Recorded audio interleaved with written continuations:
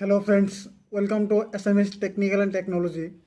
আজিকালি ইউটিউবত Google এডচেন্সত second ষ্টেপটো ইৰৰ বহুত আহিব ধৰিছে।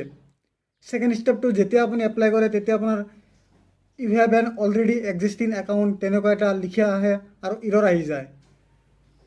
সেই ছেম তেনেকুৱা এটা প্ৰব্লেম লৈ মই আহি আছোঁ।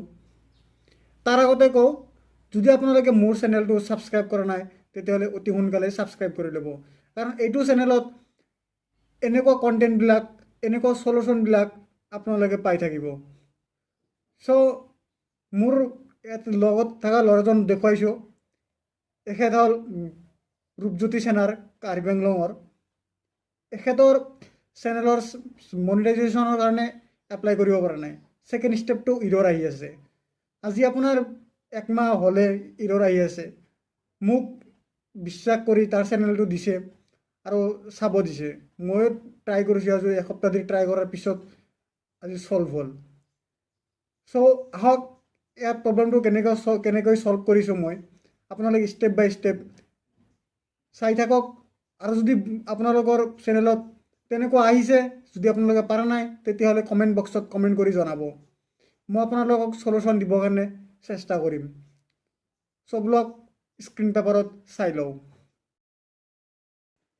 ইয়াতে দেখা পাই আছে গুগল এডচেন্স ছেকেণ্ড ষ্টেপ ইৰৰ। এই ইৰৰ প্ৰব্লেম ছল্ভ কৰাৰ আগতে মই আপোনালোকক কি বস্তু বনাব লাগিব কৈ দিওঁ। নিউ জিমেইল আইডি এটা লাগিব, যিটো আপোনাৰ নতুন নাম্বাৰ, মোবাইল নাম্বাৰ দি, ফ্ৰেছ মোবাইল নাম্বাৰ এটা দি ক্ৰিয়েট কৰিব লাগিব new Gmail ID.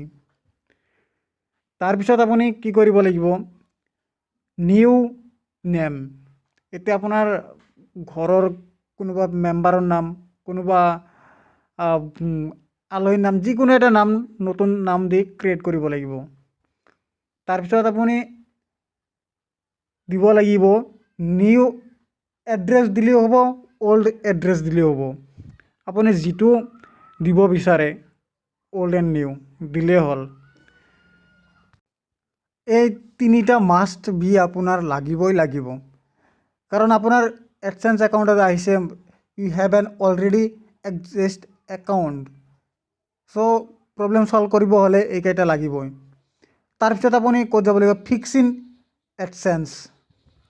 Fix in এডচেন্সত যোৱাৰ পিছত আপুনি ইয়াতে কি কৰিব লাগিব, no' I don't have an existing account, এইটোত ক্লিক কৰি আপুনি কণ্টিনিউ কৰি দিব। কণ্টিনিউ কৰাৰ পিছত আপোনাৰ ইয়াতে জিমেইল আইডি আহিব, নতুন জিমেইল আইডি আপুনি পুট কৰিব, কাৰণ আপোনাৰ অল্ড জিমেইল আইডি ইয়াত আপোনাৰ অলৰেডি এক্সিষ্টিং একাউণ্ট দেখুৱাইছে। চ' নতুন জিমেইল আইডিটো আপুনি ক্লিক কৰিব লাগিব। ক্লিক কৰাৰ পিছত আপুনি কি কৰিব লাগিব, ইয়াতে কণ্টিনিউ কৰি দিব। কণ্টিনিউ কৰাৰ পিছত আপোনাৰ এডচেন্সত আহি যাব। এই চাওক এডচেন্সত আহি গৈছে মোৰ।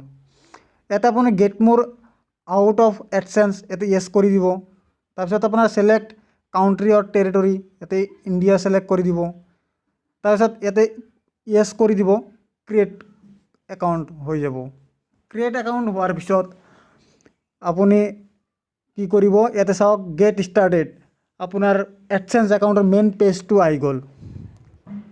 ইয়াতে আপুনি একাউণ্ট টাইপ ইণ্ডিভিজুৱেল ৰাখিব, বিজনেছ টাইপ নকৰিব। ইয়াতে চাওক account type individual and business আছে, ইণ্ডিভিজুৱেল কৰিব। তাৰপিছত আপুনি ছেকেণ্ড অপশ্যনটো দিয়া আছে আপোনাৰ নেম, ছেকেণ্ড অপশ্যন নেম দিয়া আছে।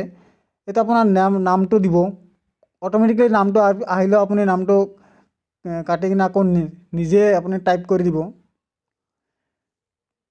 তাৰপিছত আপোনাৰ থাৰ্ডত দিয়া আছে এড্ৰেছ লাইন।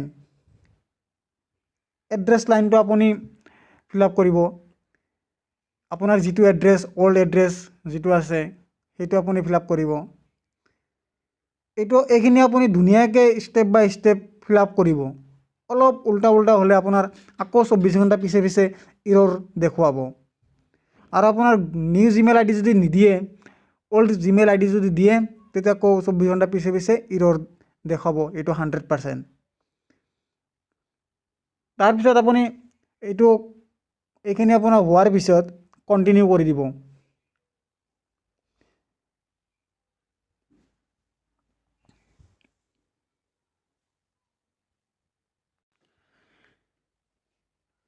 এতিয়া চাওক ফোন নম্বৰ নিদিলেও হয়, ফোন নম্বৰ দিব নালাগে।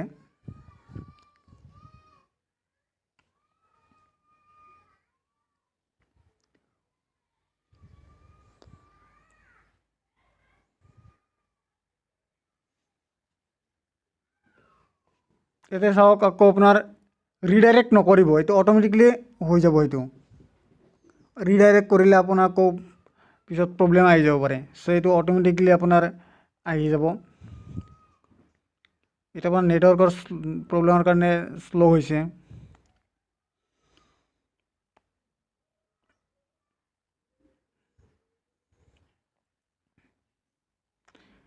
এটা চাওক আহি গৈছে।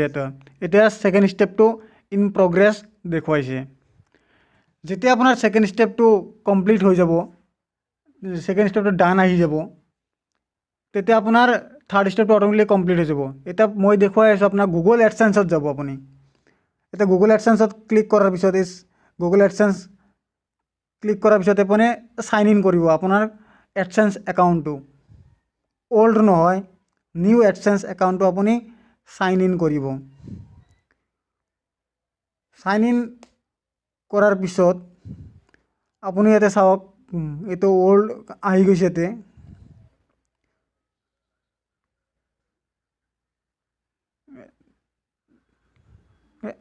চাইন ইন কৰিব নিউটো।